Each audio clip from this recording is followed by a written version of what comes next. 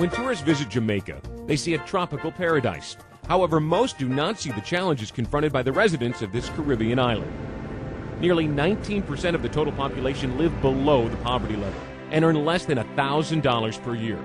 4 out of 5 Jamaicans are born to unmarried parents. Most will never know a father. Jamaica's actually a third world country. They're not advanced. Employment is very low. If you go downtown, you see men hanging around all over because there's just no work. There's no industry. Father Paul Walsh was born and raised in New England, but for the past 50 years, he's been committed to making a difference in the lives of others in Kingston, Jamaica. So I'm come down here to Jamaica and try to feel my way through the culture and understand what is important. I said the cultural problem is right in the family.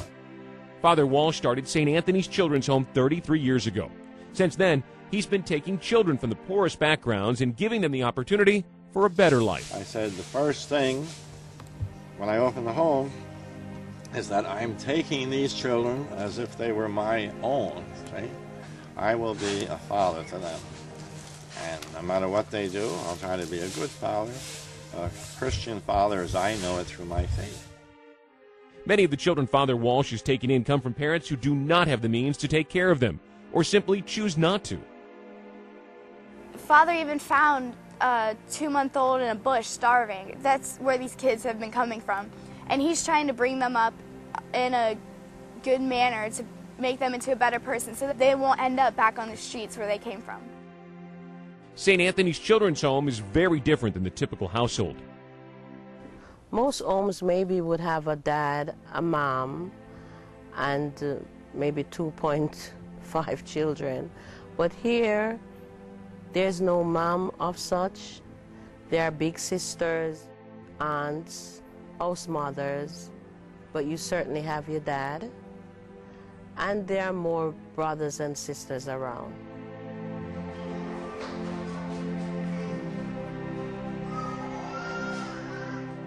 In the Christian environment, you tend to think of the other person first. It's a lot of more togetherness than in a traditional home where you just go do your thing.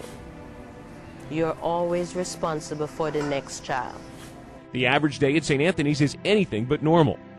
We get up at 5:30.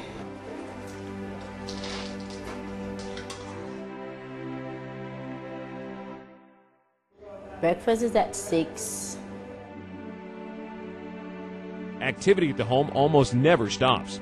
The cooks are busy in the kitchen at 5 o'clock in the morning making breakfast.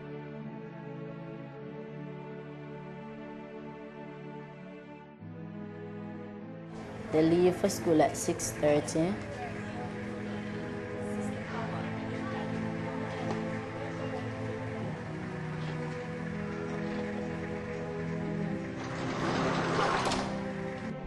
Like go clean up the house and all of that, bathe the kids, look after the kids.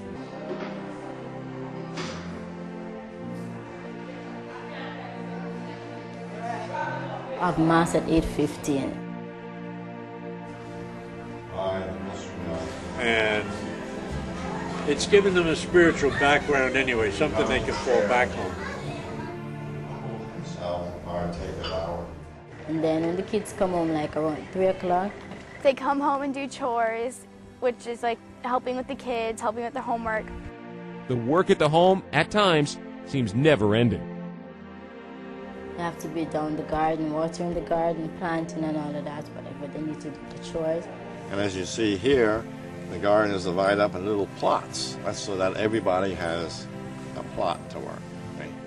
These responsibilities create a sense of purpose and a strong work ethic. And my big job is to try to teach them not only fidelity to their work, but to see how it's part of life and how it has some relationship to their maintenance. To further the children's education, a teacher comes by every day to help them with their homework. Father Walsh stresses the importance of a quality education and instills the importance of good study habits and self-motivation. Right now there's 6 girls in college, or they just finished college in Daytona Beach. at Bethune-Cookman College.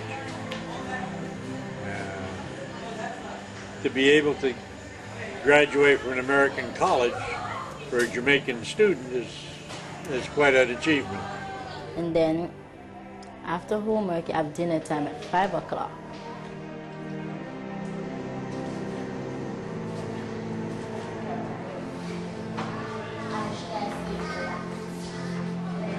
Dinner time, you tend to look that the little ones eat before the big ones all sit down.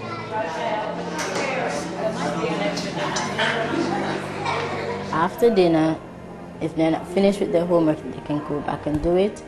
And then it's recreation time.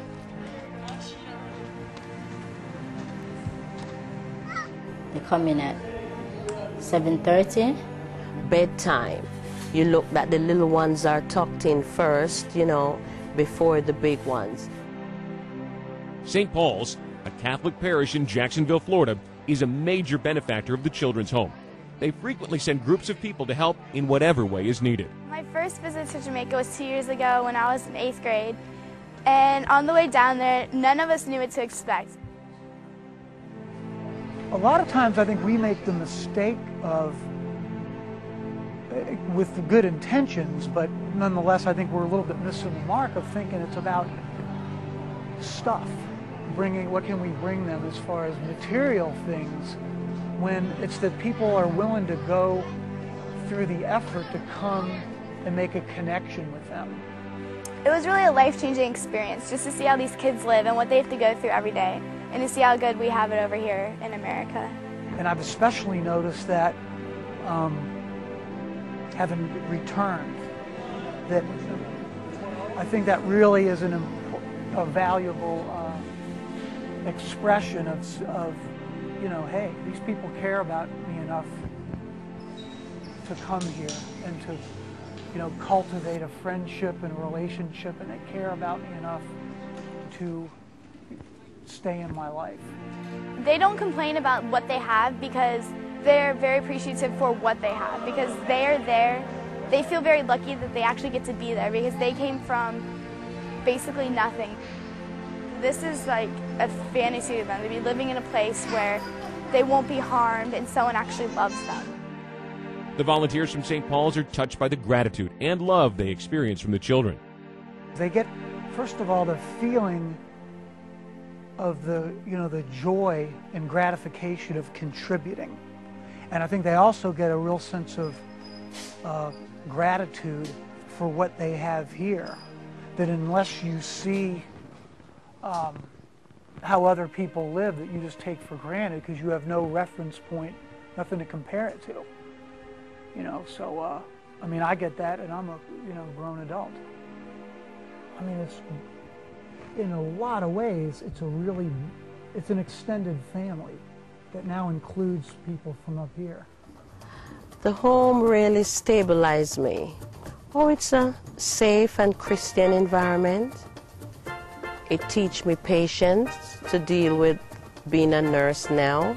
Brotherhood, sisterhood, learning how to get along with each other. Kind, polite. To always try to help others and not just to, you know, think about yourself. And preparing you for a role to go in the world when you reach of age. The wealth of happiness doesn't come from things, but rather from each other. This happiness stems from self-discipline and a sense of self-worth. He's had some wonderful successes, and we just hope that he keep having more.